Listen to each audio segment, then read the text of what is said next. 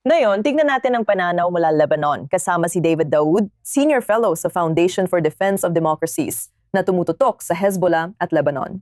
Salamat David sa pagsama sa E24 News. Nagkaroon tayo ng makasaysayang pagpupulong, ang unang pagtitipon ng mga pangulo sa loob ng halos 20 taon. Narinig natin ang reaksyon sa Washington, pero paano tinanggap sa Lebanon ang pagpupulong ni Donald Trump? Salamat sa pag-imbita sa akin. Maaga pa para matukoy ang epekto nito sa Lebanon pero maaring magsilbing dagdag suporta ito kay Aoun. Kabilang ito sa layunin na ipinapakita ni Trump.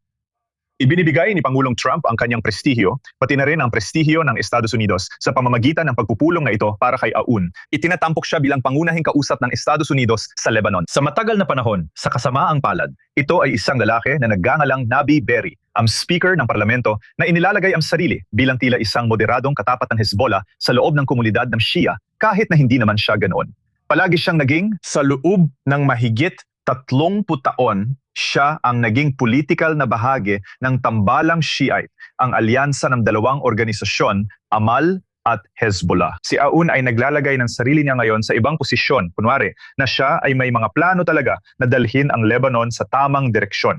Natuparin ng Lebanon ang mga pangako nito sa ilalim ng mga kasunduang ginawa nito sa Israel sa pamamagitan ng Estados Unidos. Mga resolusyon ng UN Security Council at kasalukuyang batas ng Lebanon. Makikita natin kung mangyayari yon. Makikita natin kung ano ang magagawa ng suporta na ito kung talagang bibigyan ito si Aoun ng kalayaan para gawin ang tingin niyang kailangan niyang gawin. Kailangan din nating tandaan na ang Pangulo ng Lebanon ay hindi talaga ang may kapangyarihang ehekutibo sa Lebanon. Commander-in-Chief siya ng sandatahang lakas, pero hindi niya direktang kontrolado ang hukbo. Ginagawa ito ng gabinete at punong ministro. Magkasama sila ang may ehekutibong autoridad sa LAF para magbigay ng mga utos sa LAF. Pumupunta si Aoun para itaas ang prestihyo niya at gamitin ang kapangyarihan ng opisina para hikayatin ang gabinete na gumawa ng tamang desisyon.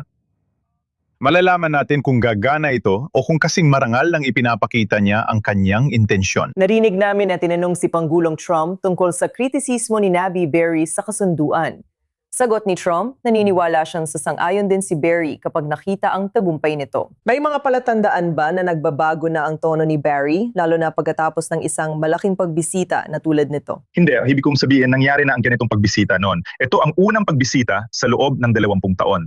Si Berri ay nasa opisina mula 1,992 kung tama ang aking alaala. Ganito pa rin si Berri sa buong panahong ito at nagbago-bago siya ng tono sa iba't ibang panahon. Nagpalit siya ng taktika sa iba't ibang pagkakataon.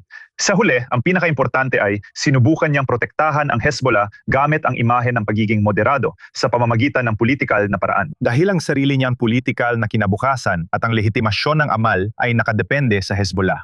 Sa puntong ito, tama? Ang mga partidong ito ay kumikilos na magkasama at nagtutulungan. Nagkasundo ang Hezbollah at Amal matapos ang digmaang sibil sa tulong ng Iran at Syria na ang isang panig ang hahawak sa political na aspeto ng relasyon, ang aspeto ng patronahe. Ito ang kilusang Amal habang ang kabilang panig ang bahala sa laban at armas. Mahusay nilang naipatupad ang paghahating yan para mapanatili ang kontrol. At kapaki-pakinabang sa kanila na magtulungan sila para mapanatili ang suporta ng komunidad ng Shia dahil pareho nilang hawak ang malaking bahagi nito. Kaya kung magalit ang Amal, maaaring kuhanin ng Hezbollah ang bahaging yun ng komunidad ng Shia at itutok sila laban sa Amal at kay Berri. Maaring mawalin siya ng mga pwesto sa parlamento. Magkasama silang tumatakbo sa iisang listahan ng mga kandidato. Maaring mawalan siya ng suporta sa hinaharap kung buhay pa siya noon o maging ang kahalili niya bilang tagapagsalita ng parlamento. Mahigpit na nakaugnay ang kapalaran ng Amal sa kapalaran ng Hezbollah. Kaya hindi ko nakikitang may maiaalok si Pangulong Trump na magbabago ng isip niya dahil ang personal niyang interes ay nakaangkla sa pagsuporta sa Hezbollah na malakas pa rin sa komunidad ng Shia. Sige, pag-usapan natin ang nangyayari sa Timog Lebanon. Ayon sa hukbong Lebanese, napadala na sila ng tropa sa bayan ng Zatari al-Gawiye matapos umatras ang mga puwersang Israeli. Pero David, ano sa tingin mo ang pangunahing hamon ng LAF ngayon sa 3 sonang pilot para sa pagsubok?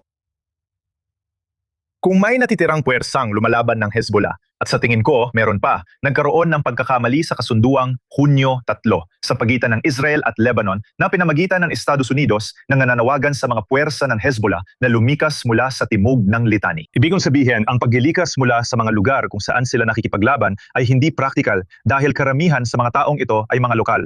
Hindi sila galing sa Iran, hindi rin sila galing sa ibang bahagi ng Lebanon. Sila ay sa kakulangan para sa kung ihahambing sa pinakamalapit na halimbawa, sila ang lokal na Kitot Kuneut. At ito ang mga lokal na puwersa ng depensa, kung gusto mo, ayon sa pagkakaayos ng Hezbollah. Kaya sila ay mula sa lugar. May mga asawa sila sa lugar. Alam mo na, may mga pamilya sila o kung ano paman. Hindi ibig sabihin na hindi sila masamang tao. Pero ang paghingi sa kanila na umalis ay isang pagkakamali. Kaya mananatili sila doon. Mananatili silang armado at ang infrastruktura ng Hezbollah ay mananatili kung hindi lilinisin ng IDF bago umalis. Ang pangunahing hamon ng LAF, mga larawan ng sundalo ng Lebanese Armed Forces na pilit inaalisan ng armas ang natitirang miyembro ng Hezbollah. Dahil tulad ng nabanggit, patuloy pa rin ang kasikatan ng Hezbollah sa mga Shia sa Lebanon, lalo na sa mga baryo nila, kung saan sila naninirahan. Kaya sa tingin ko, iyon talaga ang hindi malampasang hadlang para sa LAF, ang direktang pagharap sa puwersa ng Hezbollah. Noon, parang sinusubukan nilang maggitna sa pagharap. Binanggit ng IDF ang isang insidente noong huling bahagi ng Disyembre. Nagpabot ng abiso ang tropa ng LAF sa mga lokal na opisyal na tagapag-ugnay ng Hezbollah tungkol sa kanilang inspeksyon sa baryo ng Yanuha, Timog Lebanon. At sa madaling salita, nagkasundo sila doon na aalisin ng Hezbollah ang kanilang mga kagamitan mula sa pasilidad na yon. Idudokumento ng LAF na walang armas doon at lahat ay lalabas na panalo. Magmumukhang nagawa ng LAF ang kanilang trabaho. Magbumukhang napanatili ng Hezbollah ang kanilang mga armas. Lahat ay makakauwi na. Iyan ang pangunahing alalahanin na ang LAF ay muli na namang nahaharap sa hamon na ito.